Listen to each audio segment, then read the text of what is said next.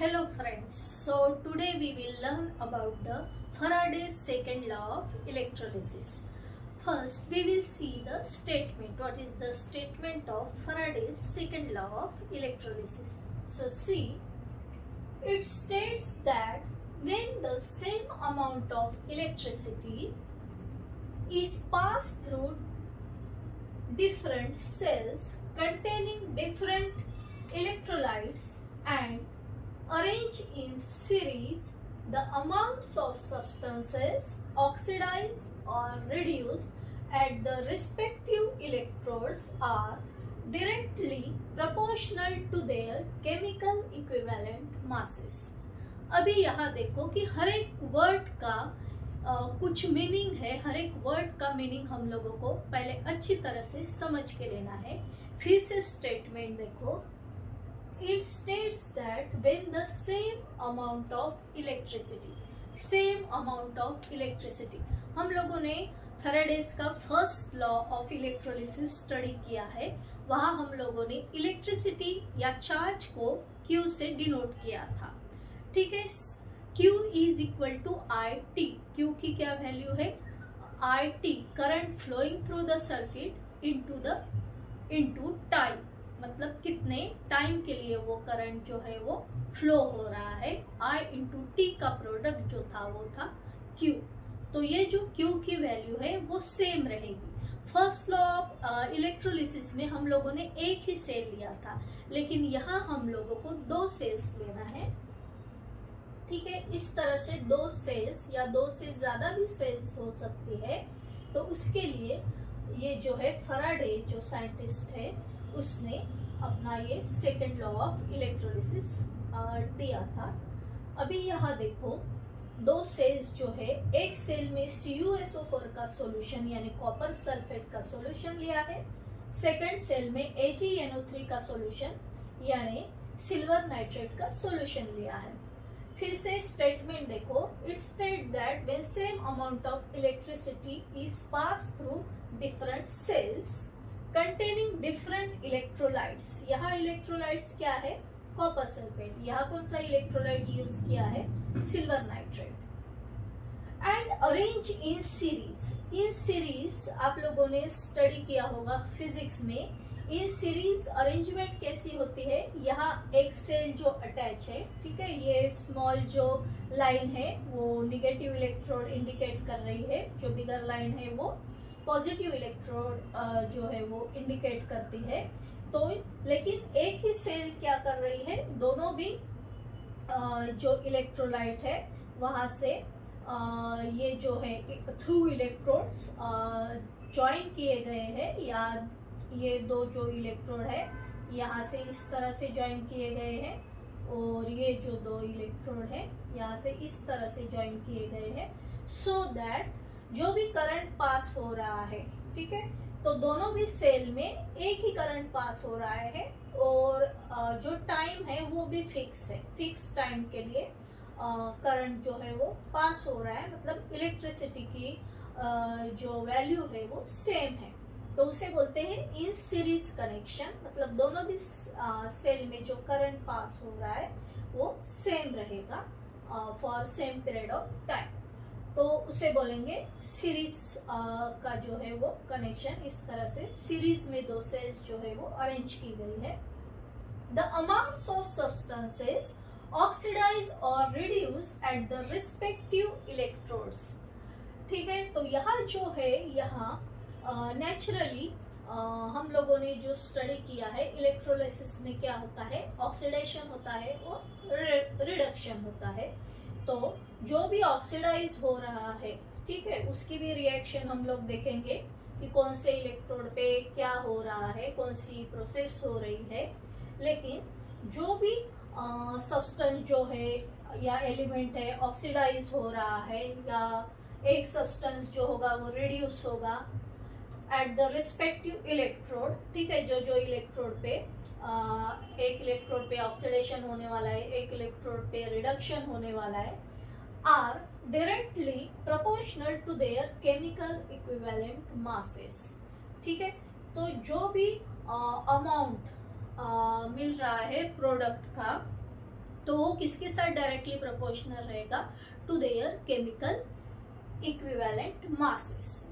ठीक है, तो फर्स्ट लॉ भी हम लोगों ने स्टडी किया था। जैसे फर्स्ट लॉ में हम लोगों ने Q इज जो था, Q मीन्स द चार्ज और electricity flowing to the circuit, मतलब जो भी अमाउंट मिल रहा था, प्रोडक्ट का जो अमाउंट मिल रहा था उसे हम लोगों ने W से डिनोट किया था। फर्स्ट लॉ अगर आप लोग याद करोगे तो W जो भी अमाउंट है प्रोडक्ट का, that was directly proportional to Q, मतलब जितनी ज़्यादा इलेक्ट्रिसिटी पास करेंगे उतना जो है W का अमाउंट रहेगा, या उतने ज़्यादा अमाउंट में जो प्रोडक्ट है वो वहाँ पर्टिकुलर इलेक्ट्रोड पे कलेक्ट हो रहा था। लेकिन सेकंड लॉ में क्या दिया गया है कि जो भी अमाउंट है that is the directly proportional to the equivalent मास।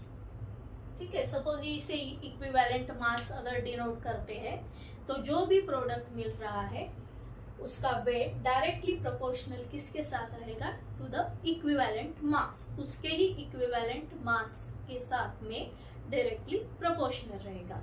तो इसे थोड़ा हम लोग अभी डिटेल में स्टडी करेंगे। तो जैसे लॉ में दिया है हम लोगों को दो सेल्स जो है वो लेनी है। फर्स्ट अभी सेल देखो, फर्स्ट जो भी कंटेनर है उसमें CuSO4 का सॉल्यूशन लिया है और उसमें जो इलेक्ट्रोड डिप किए गए हैं वो है कॉपर के इलेक्ट्रोड। तो ये जो CuSO4 या कॉपर सल्फेट का सॉल्यूशन लिया है तो उसमें उसका जो एक आयन कॉमन है, मतलब कॉपर यहाँ कॉमन है, तो उसके ही इलेक्ट्रोड जो है वो CuSO4 के सॉल्यूशन में डिप किए हैं। तो टेंडेंसी क्या रहती है वो मेटल की, जब भी कॉपर जो है उसके ही सॉल्यूशन में डिप करते हैं तो वो कॉपर मेटल की टेंडेंसी होती है कि उसके आयंस जो है Cu+ बन के बाहर निकल के ये सॉल्यूशन में आते हैं। ठीक है, वैसे ही सेकेंड बीकर में जो है सिल्वर नाइट्रेट का सॉल्यूशन लिया गया है उसमें Ag जैसे है, Ag और Ag ये कॉमन है, तो उसी का आयन का इलेक्ट्रोड, Ag का इलेक्ट्रोड ये सॉल्यूशन में डिप किया गया है। ठीक है, पहले जो है हम लोग क्या सेटअप है वो समझ लेते हैं। और ये जो निगेटिव चार्ज है, यहाँ देखो ये इलेक्ट्रोड के ऊपर निगेटिव चार्ज है। ठीक है, ये जो इलेक्ट्रोड है वो पॉजिटिवली चार्ज है। फिर जो सेकंड सेल है उसमें पहला जो इलेक्ट्रोड है वो निगेटिवली चार्ज है, सेकंड जो इलेक्ट्रोड है नेचुरली वो पॉजिटिवली चार्ज है। यहाँ से पॉजिटिव टर्मिनल को वो अटैच है इसीलिए वो पॉजिटिवली चार्ज है, यहाँ से निगेटिव टर्मिनल को वो अटैच किया गया है तो इसीलिए ये जो है वो निगेटिवली चार्ज है। तो ये जो हो गया, ये पूरा सेटअप हो गया जो सेल्स का, और दोनों भी सेल्स जो है वो सीरीज में कनेक्ट किए गए हैं। अभी पहले क्या रिएक्शन हो रही है वो देखेंगे। जैसे एनोड पे क्या रिएक्शन होती है और कैथोड पे क्या रिएक्शन होती है। जो अपना एनोड है, ठीक है, एनोड जो है, anode means positively charge electrode. ठीक है, तो पहला ये जो इलेक्ट्रोड है, ये जो सेकंड इलेक्ट्रोड है पहली सेल का, उस पे क्या रिएक्शन होती है वो देखेंगे। उस पे जो है ये दोनों भी इलेक्ट्रोड कॉपर से ही बने हुए हैं, यहाँ भी दूसरी सेल में दोनों भी इलेक्ट्रोड सिल्वर से ही बने हुए हैं। तो ये जो कॉपर से बने हुए हैं, तो ये जो सेकंड इलेक्ट्रोड है या एनोड जो है वो Cu से बना हुआ है। ठीक है, तो वो क्या कर रहा है, वहाँ जो है Cu से Cu+2 आयन मिल रहा है, +2 इलेक्ट्रॉन मिल रहे हैं। ठीक है, तो ये जनरली मेटल्स की टेंडेंसी क्या रहती है, टू ऑक्सीडाइज होने की टेंडेंसी रहती है। तो यहाँ से ये Cu2+ के आयन, ये जो कॉपर से Cu2+ के आयन निकल के कहाँ आ रहे, सोल्यूशन में आ रहे। ठीक है, और दो इलेक्ट्रॉन्स जो है वो रिलीज कर रहे हैं, मतलब Cu जो है वो Cu2+ में कन्वर्ट होके या सॉल्यूशन में आएगा या इलेक्ट्रोलाइट में आएगा, +2 इलेक्ट्रॉन जो है वो रिलीज करेगा।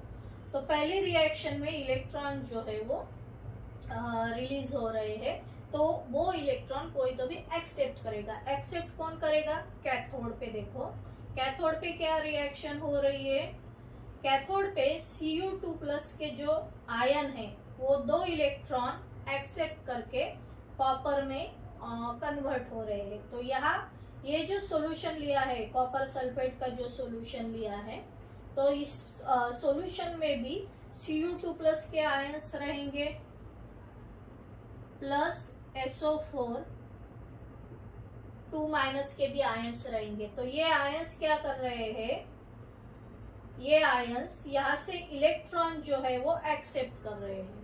कैथोड पे क्या है, इलेक्ट्रॉन, तो वहाँ ये Cu2+ के आयन यहाँ सॉल्यूशन से, यहाँ से कैथोड से 2 इलेक्ट्रॉन एक्सेप्ट कर रहे हैं और कॉपर में कन्वर्ट हो रहे हैं। और वो कॉपर कहाँ डिपॉजिट होगा, नेचुरली यहाँ कैथोड पे जो है वो कॉपर डिपॉजिट होगा।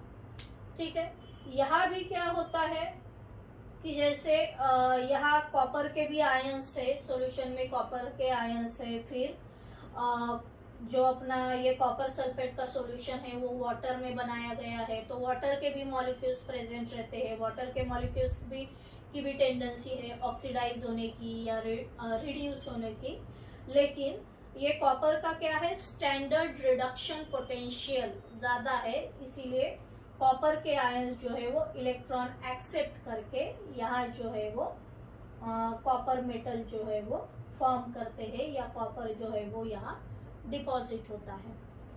वैसे ही सेकेंड सेल में अगर देखेंगे, सेकेंड सेल में क्या हो रहा है, यहाँ सिल्वर का जो इलेक्ट्रोड है, सिल्वर का इलेक्ट्रोड डिप किया गया है। और अगर एनोड पे देखते हैं तो एनोड पे क्या होता है, Ag जो है, Ag is converted into Ag++1 electron. ठीक है, तो ये जो रिएक्शन है ये कौन सी रिएक्शन है, ऑक्सीडेशन की रिएक्शन। जहाँ भी इलेक्ट्रॉन जो है फॉर्म हो रहे हैं या रिलीज हो रहे हैं तो वो रहेगा ऑक्सीडेशन रिएक्शन। तो यहाँ जो है एनोड, मतलब ये जो Ag का इलेक्ट्रोड है, ठीक है, यहाँ से क्या हो रहा है कि Ag के जो आयंस है, सिल्वर के जो आयंस है, वो यहाँ से निकल के सॉल्यूशन में आ रहे हैं, प्लस इलेक्ट्रॉन भी फॉर्म कर रहे हैं। ठीक है, सेकेंड जो है कैथोड, कैथोड पे क्या होता है, Ag++1 इलेक्ट्रॉन, Ag के ऊपर प्लस चार्ज है तो वो 1 इलेक्ट्रॉन एक्सेप्ट करेगा। तो ये जो AgNO3 का सॉल्यूशन है, AgNO3 के सॉल्यूशन में भी Ag+ के आयंस है और NO3- के आयंस है। तो ये जो Ag+ के जो आयंस है वो नेचुरली उनके पास प्लस चार्ज है, तो वो कैथोड की तरफ अट्रैक्ट होंगे। कैथोड से वो इलेक्ट्रॉन जो है वो एक्सेप्ट करेंगे, इलेक्ट्रॉन एक्सेप्ट करके वो Ag में यहाँ कन्वर्ट हो रहे हैं या सिल्वर में कन्वर्ट हो रहे हैं। तो यहाँ सिल्वर मेटल कहाँ डिपॉजिट होगा, ऐसे कैथोड के ऊपर धीरे धीरे सिल्वर मेटल जो है वो डिपॉजिट होने लगेगा। तो ये था रिएक्शन का पार्ट। ठीक है, अभी जो है वो कैलकुलेशन का पार्ट जो है वो स्टार्ट होगा। कैलकुलेशन के पार्ट में जैसे हम लोगों को ये देखना है कि किस तरह से जो है जो भी मास डिपॉजिट हो रहा है या सिल्वर का या कॉपर का, तो वो mass directly proportional to their equivalent masses, तो वो उनके इक्विवेलेंट मासेस से डायरेक्टली प्रोपोर्शनल होता है। तो वो किस तरह से वो हम लोग देखेंगे। सो केमिकल इक्विवेलेंट मास, पहले हम लोग देखेंगे कि इक्विवेलेंट मास क्या होता है। इक्विवेलेंट मास क्या होता है उसका कंसेप्ट पहले क्लियर होना बहुत जरूरी है, किस तरह से इक्विवेलेंट मास जो है वो कैलकुलेट करते हैं। तो एक सिंपल फॉर्मूला है, जैसे यहाँ अपन ने कॉपर और Ag का जो है सिल्वर का यूज किया है, तो पहले देखेंगे। जैसे देखो, इक्विवेलेंट मास ऑफ कॉपर, अगर कॉपर का इक्विवेलेंट मास अगर निकालना है तो उसका मोलार मास, ठीक है, मोलार मास या एटॉमिक मास भी बोल सकते हैं। मॉलिक्यूल होगा तो मोलार मास वर्ड यूज करेंगे, एटॉमिक फॉर्म में होगा तो एटॉमिक मास जो है वो यूज करेंगे। तो यहाँ एटॉमिक मास अपॉन वैलेंसी। ठीक है, अभी कॉपर जो है, कॉपर का एटॉमिक मास जो है ऑलरेडी फिक्स है। कुछ ऐसे एलिमेंट्स है जिनके एटॉमिक मास या मोलर मास आप लोगों को याद रखने पड़ेंगे या कभी कभी एग्जाम्पल में दिए भी रहते हैं। तो इसका जो एटॉमिक मास है वो है 63.5 अपॉन वैलेंसी। वैलेंसी क्या होती है कि कॉपर के ऊपर कितना चार्ज है। जैसे कॉपर के ऊपर हमेशा +2 चार्ज रहता है। ठीक है, कॉपर जो मेटल है उसकी टेंडेंसी जो होती है 2 इलेक्ट्रॉन वो इजीली लॉस करता है, तो उसकी वैलेंसी क्या हो गई 2। अगर ये कैलकुलेट करते हैं तो 31.75 जो है वो आंसर आएगा। तो ये क्या हो गया कॉपर का इक्विवेलेंट मास। ठीक है, दूसरा जो दिया है जैसे Ag का equivalent mass of Ag, silver का भी कैलकुलेट करेंगे। ठीक है, तो उसका एटॉमिक मास अपॉन वैलेंसी।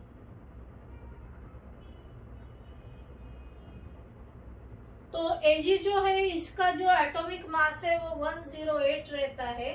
ठीक है, और अपॉन वैलेंसी, वैलेंसी जो है सिल्वर के ऊपर प्लस चार्ज होता है। ठीक है, सिल्वर 1 इलेक्ट्रॉन जो है इजीली लॉस कर सकता है, तो उसकी वैलेंसी हो गई 1।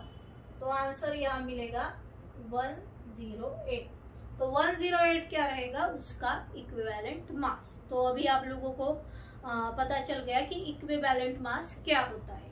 ठीक है, तो फिर से हम लोग जो है अकॉर्डिंग टू द स्टेटमेंट देखेंगे कि जो भी वेट मिल रहा है, और फर्स्ट लॉ से Faraday's first law of electrolysis से हम लोगों ने जो वेट की वैल्यू निकाली थी वो क्या निकाली थी, weight is equal to MIT upon NF into 96500।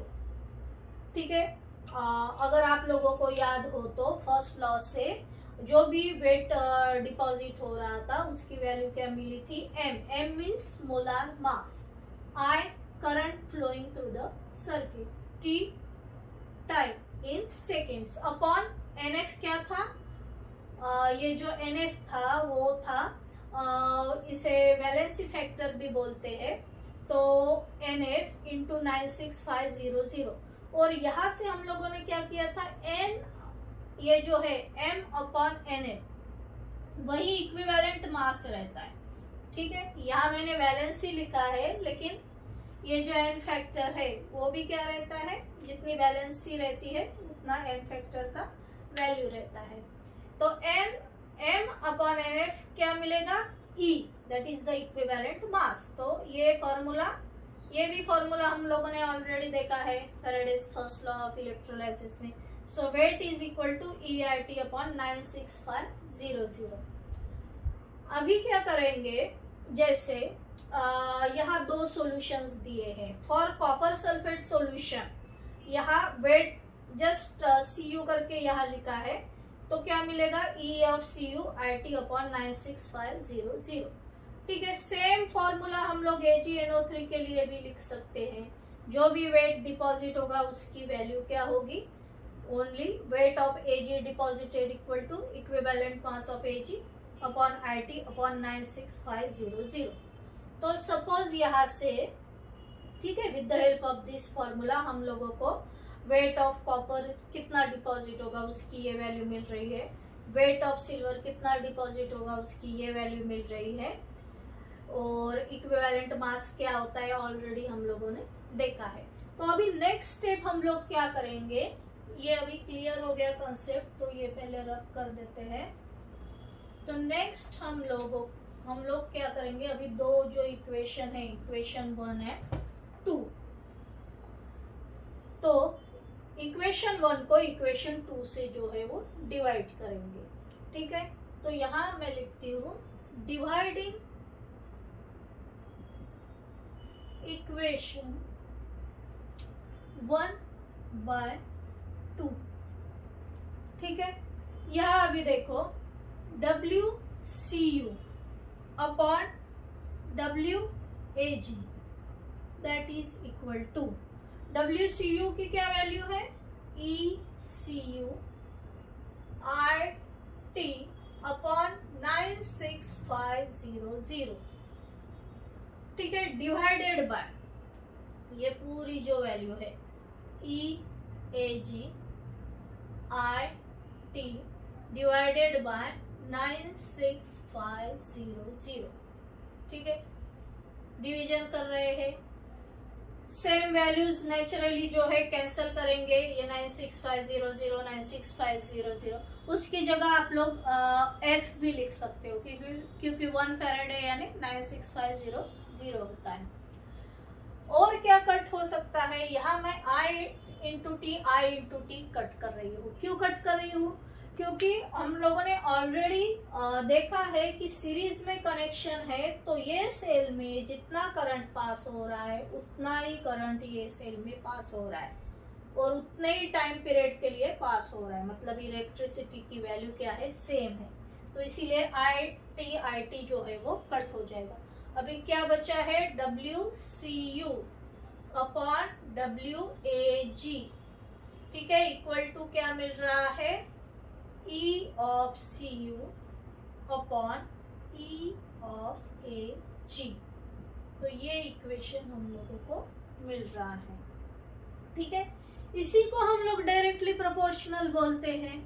Suppose अभी यहाँ CU और AG लिया है, लेकिन कौन से भी इलेक्ट्रोलाइट्स हो सकते हैं, तो इन जनरल हम लोग क्या लिखेंगे, W1 upon W2 equal to क्या मिलेगा, E1 अपॉन E2, ठीक है। इससे ही बोलते हैं कि directly proportional to their equivalent masses, ठीक है। W1 directly proportional to E1, W2 directly proportional to E2, उसे ही रेशो के फॉर्म में कैसे लिखेंगे, W1 by W2 equal to E1 by E2. Hence, the Faraday's second law of electrolysis is proved. Thanks for watching this video.